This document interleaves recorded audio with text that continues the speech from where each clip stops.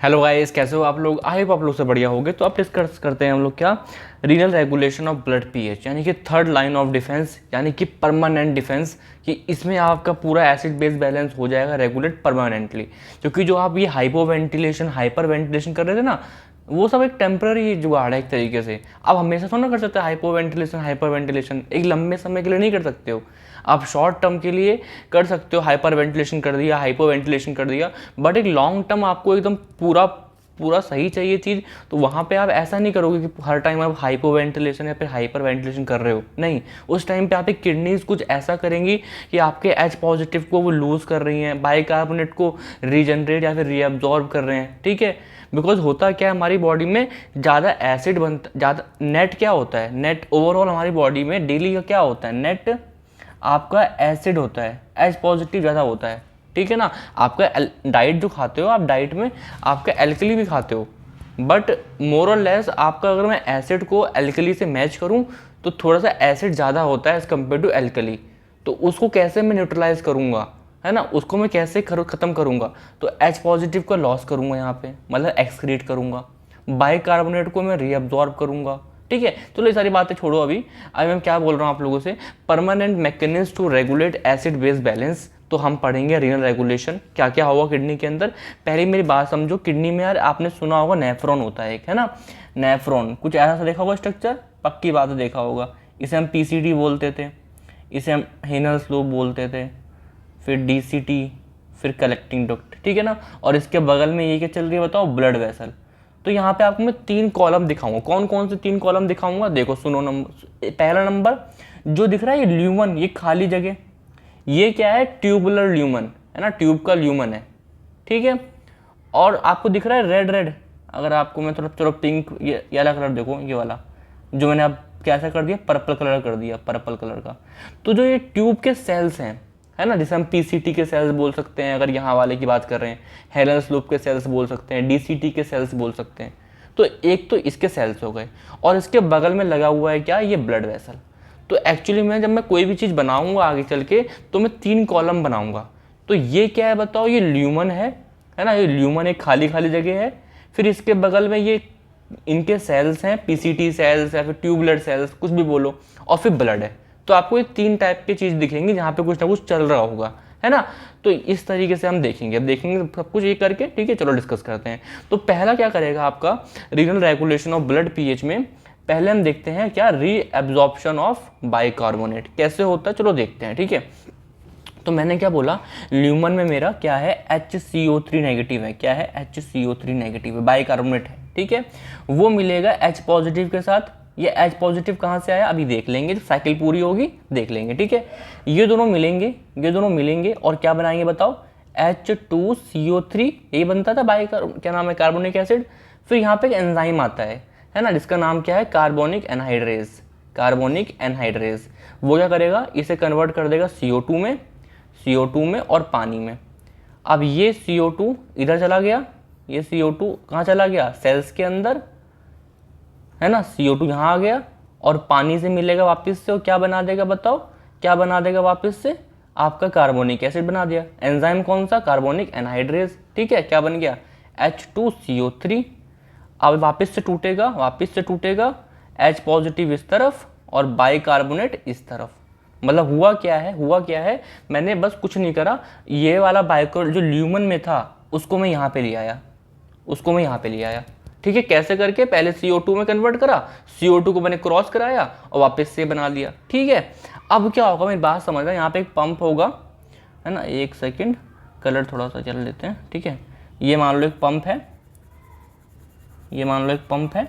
ठीक है, जो क्या करेगा, जो क्या करेगा, मेरी बात सुनो, सोडियम को अंदर खींचेगा, यहाँ से यहाँ, सोडियम को यहाँ से ल्यूमन से सेल के अंदर लिया और बदले में क्या करा, बदले में हाइड्रोजन दे दिया। दिख रहा है आपको, हाइड्रोजन दे दिया। ठीक है, बदले में हाइड्रोजन दे दिया। ठीक है ना, यहाँ पे एनर्जी खर्च नहीं होती है, बट ये सेकेंडरी एक्टिव ट्रांसपोर्ट होता है कि एनर्जी यहाँ पे खर्च होती है, यहाँ पे, कहाँ पे, सोडियम पोटेशियम पंप में। मतलब सोडियम यहाँ से यहाँ गया और पोटेशियम यहाँ से यहाँ आया। अभी पता नहीं आपको सेकेंडरी का पता है कि नहीं पता, 2 टाइप के एक्टिव ट्रांसपोर्ट होते हैं। ठीक है ना, तो ये सेकेंडरी वाला है जिसमें एनर्जी डायरेक्टली खर्च नहीं होती। अगर मैं बोलूँ आपसे क्या इस वाले पंप में, किस वाले पंप में मैं बात कर रहा हूँ, इस वाले पंप में क्या एनर्जी खर्च हुई डायरेक्टली? नहीं, बट एनर्जी यहाँ पे खर्च हुई है जिसकी वजह से ये काम कर पा रहा है। ठीक है, अभी मत पढ़ो, अभी जब मैं पढ़ाऊँगा आपको, अदरवाइज आप पढ़ सकते हो कहीं ना कहीं, है ना। हम जब बात करेंगे ट्रांसपोर्टेशन की, है ना, कि सेल्स में पैसिव ट्रांसपोर्टेशन, एक्टिव ट्रांसपोर्टेशन, वहाँ हम खर्च करेंगे। ठीक है, तो अब मैंने क्या बोला, हुआ क्या at the end of the day, क्या हुआ, अब यहाँ पे एक और पंप आएगा, अब यहाँ पे एक पंप और आया, उसने क्या करा, आपने HCO3 को इधर फेंक दिया, किधर, HCO3 को ब्लड में फेंक दिया। अब नेगेटिव इधर गया है तो पीछे पीछे पॉजिटिव यानी कि सोडियम भी चला आया, तो ये सिम्पोर्ट है ना, यहाँ चला गया। तो एट द एंड हुआ क्या, मेरे को करना क्या था पीसीटी में हुआ क्या at the end of the day, अगर मैं येलो कलर लूँ, आपका जो ये बाइकार्बोनेट था, ये बाइकार्बोनेट पहले आया क्या नाम है, सेल्स के अंदर, पीसीटी के सेल्स के अंदर, और फिर मैंने यहाँ पे इसको बाहर निकाल दिया। ठीक है, अब इसे बाहर निकालने में क्या हुआ, कुछ आयंस वगैरह कुछ बैलेंस आउट करना था, तो मैंने ऐसे करा, क्या करा, पहले देखो इस हाइड्रोजन को मैंने यहाँ से यहाँ फेंका, है ना, और बदले में सोडियम ले लिया, है ना, बदले में सोडियम ले लिया, और सोडियम फिर हमने क्या करा, इस वाले पंप के थ्रू सोडियम के साथ बाइकार्बोनेट को बाहर फेंक दिया। ठीक है, तो आपका ब्लड में क्या आ गया, बाइकार्बोनेट आ गया। ठीक है ना। अब इसका फ़ायदा क्या है बाइकार्बोनेट का, अगर आपको याद हो जब मैंने पढ़ाया था आपको बफर कहीं लिखूँ यहाँ पे, यहाँ देखो, बफर में क्या था, ये मान लो H2CO3 है, ये टूटा H पॉजिटिव में और HCO3 नेगेटिव में। ठीक है, अब मान लो बाहर से कोई एसिड आया, क्या आया, H पॉजिटिव आया बाहर से। अब बाहर से H पॉजिटिव आए बहुत सारे, तो वो क्या करेंगे, इस बाइकार्बोनेट से रिएक्ट करेंगे और क्या बना लेंगे वापस से, H2CO3। तो ऐसे तो HCO3 नेगेटिव खत्म हो जाएगा ना, HCO3 नेगेटिव खत्म हो जाएगा ना, तो यहाँ पे आपका किडनी आएगा पिक्चर में। कौन आया, किडनी ने बोला कोई दिक्कत नहीं है, हम इसको वापस से हम इसको रीजनरेट भी करेंगे और कुछ बनाएंगे भी, रीअब्जॉर्ब भी करेंगे, है ना। तो किडनी वापस से रीअब्जॉर्ब करती है यहाँ पे। ठीक है, तो दिख रहा है आपको, तो HCO3 नेगेटिव क्या कर रहे हैं यहाँ पे, रीअब्जॉर्ब वापस से ब्लड में आ रहा है, तो वो एल्कली रिजर्व बचा रह रहा है। ठीक है, अब चलो, अब मैंने क्या बोला, आपका जो किडनी में आपको जो यूरिन होता है, यूरिन उसमें बाइकार्बोनेट तो होता नहीं है इतना, बिल्कुल ना के बराबर होता है। ठीक है, तो उसका रीअब्जॉर्प्शन पीसीटी में तो 90 to 95% पीसीटी में होता है, और बचा हुआ कुछ 5 से 10% डीसीटी या फिर कलेक्टिंग डक्ट में होता है। ये नाम तो पता है ना आप लोगों को यार, नेफ्रॉन्स के पार्ट्स के नाम होते हैं ये। ठीक है, तो ये हो गया। अब मेरी बात समझना, थोड़ा दोबारा पढ़ाता हूँ, दोबारा देखो, थोड़ा रिवाइज हो जाएगा। ठीक है, आप लोगों को थोड़ा रिवाइज हो जाएगा। सुनो, हुआ क्या यहाँ पे, HCO3 नेगेटिव था, वो H पॉजिटिव से मिलेगा, क्या बनाया, कार्बोनिक एसिड, फिर क्या बनाया इसने, CO2 प्लस पानी, जैसा मैं लिख रहा हूँ वैसे सुनो। ठीक है, फिर क्या हुआ आपका, ये वापस CO2 यहाँ चला गया और पानी से रिएक्ट कराया, क्या बन गया बताओ, क्या बन गया, H2CO3, और क्या बन गया टूट के, ये बताओ, H पॉजिटिव अलग, HCO3 नेगेटिव अलग। ठीक है, अब यहाँ पे क्या होगा, मेरी बात समझना, ये हाइड्रोजन यहाँ चला जाएगा और बदले में यहाँ पे क्या लेंगे, बताओ, क्या बताया था मैंने वहाँ पे, बदले में सोडियम यहाँ लेंगे, यहाँ ले लेंगे, है ना, एक्सचेंज करना पड़ेगा ना, एक्सचेंज कर लिया। ठीक है, और यहाँ पे जैसे क्या था, सोडियम पोटेशियम पंप था, यहाँ पे ये नहीं होता है, तो डीसीटी के आसपास कौन सा पंप होता है बताओ, सोडियम हाइड्रोजन पंप होता है, ठीक है, अब क्या होगा, ये HCO3 नेगेटिव है, ये आपका इस तरफ गया, ब्लड में गया HCO3 नेगेटिव, और उल्टा यहाँ पे नेगेटिव आया है, तो क्या हुआ, यहाँ पे इधर नेगेटिव चला गया, कौन सा, क्लोरीन, है ना, डिफरेंस क्या है यहाँ पे आपका HCO3 नेगेटिव इधर जा रहा था, तो पीछे पीछे सोडियम भी आ रहा था, यानी कि यहाँ पे जो था आपका सोडियम डिपेंडेंट था, रीअब्जॉर्प्शन सोडियम डिपेंडेंट था, कहाँ पे, पीसीटी में डिपेंडेंट था। ठीक है, बट यहाँ पे आपका क्लोरीन आ रहा है, देखो HCO3 नेगेटिव इधर गया, क्लोरीन वापस से यहाँ चला गया, तो डीसीटी में इतना ही डिफरेंस है, इतना कोई पूछेगा नहीं आपसे एज सच, आपको बस पता होना चाहिए हुआ क्या, कैसे एब्जॉर्ब हुआ, कैसे बाइकार्बोनेट एब्जॉर्ब हो रहा है, CO2 बन रहा है, CO2 वापस इजी, आराम से एक बार अपने हाथ से लिखोगे समझ में आ जाएगा, ठीक है। चलो अब ये तो हो गया मेरा किसके बारे में, आपका बाइकार्बोनेट के बारे में। अब मुझे H पॉजिटिव आयन निकालने हैं, बॉडी से निकालने हैं, बिकॉज मेरी बॉडी में क्या, मतलब हम क्या बोले, हमारी बॉडी में क्या बढ़ रहा है, H पॉजिटिव बढ़ रहा है ना, तो उसको बॉडी से बाहर निकालना है। तो कैसे निकालेंगे, बिकॉज जो बफर वगैरह थे वो एक टाइम के लिए टेम्प्रेरी चेंज, छोड़ो यार उस चीज़ को, तो मैंने क्या बोला, हमारी बॉडी से बाहर निकालना है excretion of H positive. Actually इतनी गर्मी पड़ रही है, इतना पसीना आ रहा है इस टाइम पे, पढ़ाते पढ़ाते थोड़ा डिस्टर्ब हो जाता है, ठीक है। चलो अब मैं बात कर रहा हूँ आपसे, फिर से आपके 3 कंपार्टमेंट है, समझ में आ रहा होगा, ल्यूमन है ना, ये आपको उसके सेल हैं किडनी के, नेफ्रॉन के, और फिर आपको ब्लड है, ठीक है। तो अब होगा क्या, अब देखो स्टार्टिंग कहाँ से हुई, मेरी बात समझना, आपको H पॉजिटिव निकालने हैं, ठीक है। तो पहली बात पहले पानी मिले यहाँ पे सेल के अंदर, CO2 मिल रहा था, ठीक है। ये बने तो क्या बना, कार्बोनिक एसिड। एंजाइम का नाम क्या होगा बताओ, कार्बोनिक एनहाइड्रेस। ये हर ये ऐसा एंजाइम है जो हर सेल में प्रेजेंट होता है, कार्बोनिक एनहाइड्रेस, ठीक है। फिर ये क्या हुआ, यहाँ पे HCO3 नेगेटिव बना और H पॉजिटिव गया। फिर H पॉजिटिव क्या करता था बताओ, H पॉजिटिव गया, यहाँ पे बदले में क्या आता था बताओ, सोडियम। ये तो बढ़ा चुका हूँ ना, बार बार थोड़ा ना बताऊँगा ढंग से, ठीक है। तो यहाँ पे क्या हुआ, ये पंप हुआ, ठीक है। अब क्या हुआ, H पॉजिटिव यहाँ पर आ गए हैं।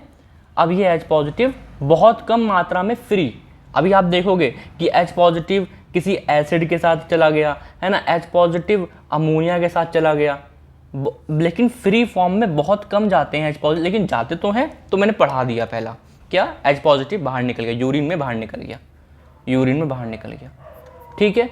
जब तो बोलता हूँ परमानेंट है, परमानेंट क्यों, क्योंकि यहाँ पे H पॉजिटिव बॉडी से बाहर निकल रहा है, तो एक परमानेंट क्योर मिल रहा है मुझको, है ना, परमानेंट क्योर मिल रहा है मेरी बॉडी को, ठीक है।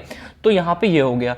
अब ये होगा क्या, बाइकार्बोनेट वापस से यहाँ अंदर आ जाएंगे, है ना। अगर ये PCT है तो क्या होगा, यहाँ पे सोडियम के साथ आ जाएंगे, ठीक है। समझ में आ रहा है क्या, यहाँ पे पंप लगा दो, कौन सा, सोडियम पोटेशियम पंप लगा दो, जो बैलेंस कर लेंगे सब कुछ, ठीक है। बट इस वाले हिस्से में क्या पढ़ना है आपको, इस वाले हिस्से में क्या हुआ, आपके जो सेल थे उसके अंदर बाइकार्बोनेट बना, सॉरी क्या बोलते हैं, कार्बोनिक एसिड बना, और क्या हो गया उससे, H पॉजिटिव यहाँ पर आए और H पॉजिटिव निकल गए। बहुत ही कम मात्रा होती है फ्री हाइड्रोजन की, हाइड्रोजन कभी ना कभी किसी ना किसी चीज़ कंपाउंड से लग के निकलेगा बाहर, लेकिन फ्री बहुत कम निकलता है, लेकिन निकलता तो है।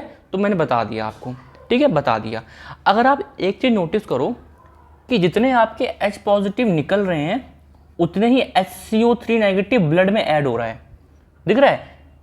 ये देखो H पॉजिटिव का सोर्स क्या है ये, और HCO3 नेगेटिव सोर्स क्या है, यही तो है। तो जितने आपके H पॉजिटिव निकल रहे हैं उतने ही आपके HCO3 नेगेटिव बन रहे हैं, ब्लड में बन रहे हैं, ठीक है ना। चलो अब मैंने क्या बोला आपसे, excretion of H positive as titrable ion, मतलब कहने वाली बात इतनी सी है कि इस बार H पॉजिटिव आयन फ्री नहीं निकलेगा, जो कि निकलता नहीं है, बहुत कम मात्रा में फ्री निकलता है।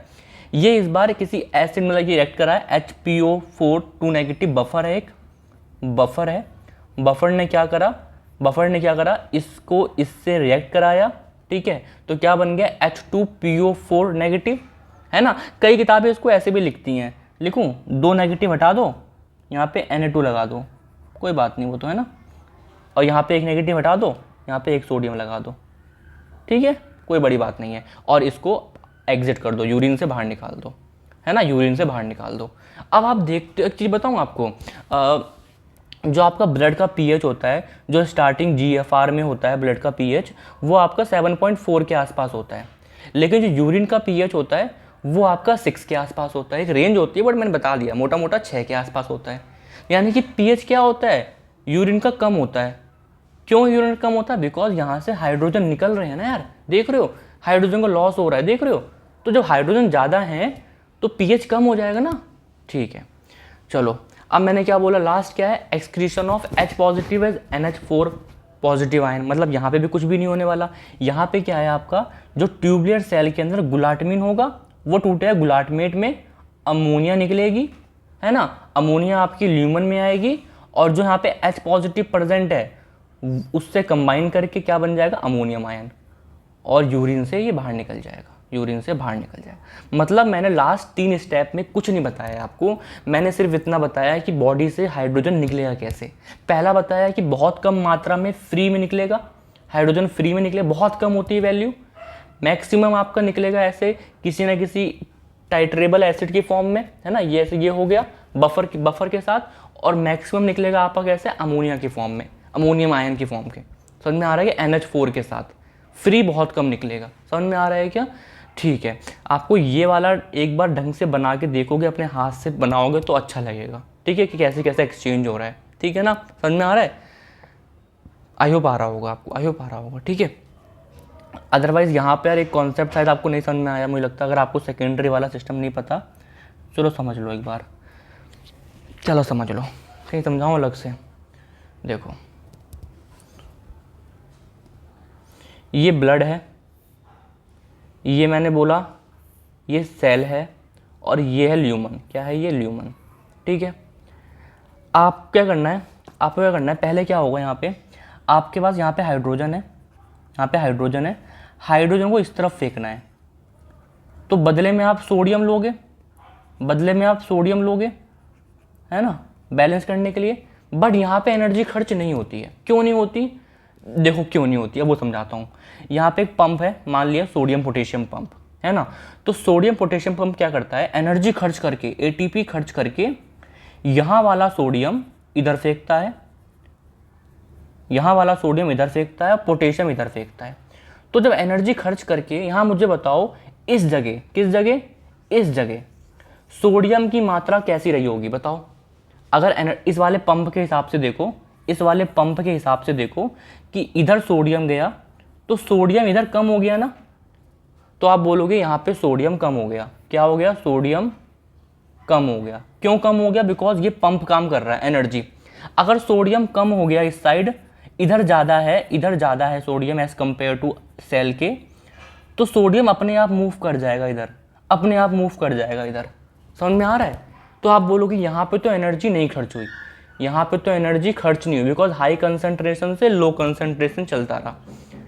बट क्या एक्चुअली में एनर्जी खर्च नहीं हुई? क्या हुई है, यहाँ पे खर्च हुई है। इस इक्वेशन को बनाने के लिए एनर्जी खर्च हुई है। तो आप देखोगे, डायरेक्टली देखोगे, आप देखोगे इस साइड देखोगे कि हाइड्रोजन गया, सोडियम आया, अरे कोई एनर्जी तो खर्च नहीं हुई। बट इसको करने के लिए आपको यहाँ पे एनर्जी खर्च करनी पड़ी। इसे बोलते हैं सेकेंडरी एक्टिव ट्रांसपोर्ट, कि आपको डायरेक्टली एनर्जी खर्च होते दिखेगी नहीं, बट कहीं ना कहीं एनर्जी खर्च हो रही होगी। ठीक है, इनडायरेक्टली वे में। तो जब हम पढ़ाएंगे आपको ट्रांसपोर्टेशन के बारे में, तो वहाँ पे और अच्छे से बात करेंगे। बट इतना ही है यार, क्या कर सकते हैं।